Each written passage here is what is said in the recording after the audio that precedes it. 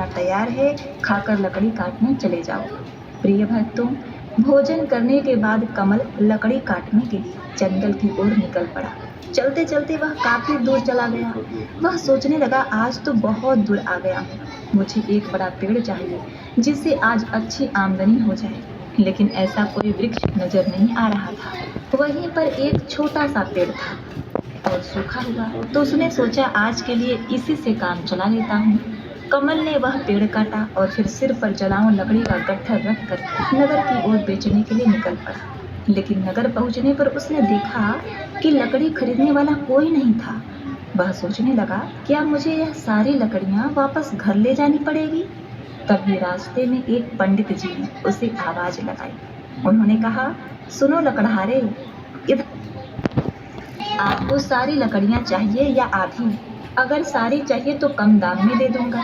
पंडित जी ने कहा, मुझे सारी लकड़ियां चाहिए, लेकिन तुम्हारे बताए गए दाम पर नहीं। मैं सिर्फ अपने दाम से ले सकता हूँ। तो कमल ने थके हारे स्वर में कहा, अरे तो फिर यह लकड़ियां बहुत सस्ती हो जाएंगी। लेकिन चलिए, ले लीजिए, वैसे भी मैं थक चुका हूँ। पंडित जी ने 50 रुपए देते हुए कहा, यह लो और लकड़ियां यहाँ रख दो। वैसे तुम बहुत भूखे लग रहे हो, क्या कुछ खाना खाओगे? कमल ने कहा, एहे गुरुजी, मुझे भूख तो बहुत लगी है, लेकिन अगर मैं खाऊंगा तो आपके परिवार के लिए खाना कम पड़ जाएगा। रहने दीजिए, मैं घर जाकर खा लूंगा। पंडित जी मुस्कुराते हुए बोले, बेटा चिंता मत करो, यहाँ इतना खाना है कि 20 लोग खा सकते हैं। जब भी भूख लगे यहाँ आया करो और खा लिया करो। तब कमल ने पूछा, क्या आप हमेशा सबको ऐसे ही खाना खिलाते हैं? पंडित जी ने उत्तर दिया, जब तक परमात्मा ने मुझ पर कृपा बनाए रखी है मैं यह करता हूँ। यह सब उनकी मर्जी है। तब कमल ने कहा, ठीक है, तो मैं आज खाना यहीं पर खाऊंगा। उस दिन कमल ने उस पंडित जी के घर पर ही भरपेट भोजन किया और धन्यवाद बोलते हुए बोला, पंडित जी, आप बहुत दयालु हैं, बहुत ही नेक हृदय की हैं।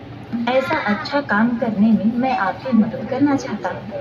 अब से मैं लकड़ियाँ आधी दाम में 50 रुपए में ही दिया करूँगा। पंडित जी ने कहा, अच्छा तो ठीक है, तुम्हारी जैसी इच्छा। उसने पंडित जी को लकड़ियाँ दी और 50 रुपए लेकर घर की ओर निकल पड़ा। घर जाने पर उसकी पत्नी ने पैसे के बारे में पूछा तो उसने लकड़ियों के आधे दाम को ही दिखाया, तो उसने 50 रुपए निकाल कर दिखा दिए। उसकी पत्नी ने कहा, अरे आप रोज 100 रुपए लाया करते थे, आज क्या लकड़ियां आपने कम काटी?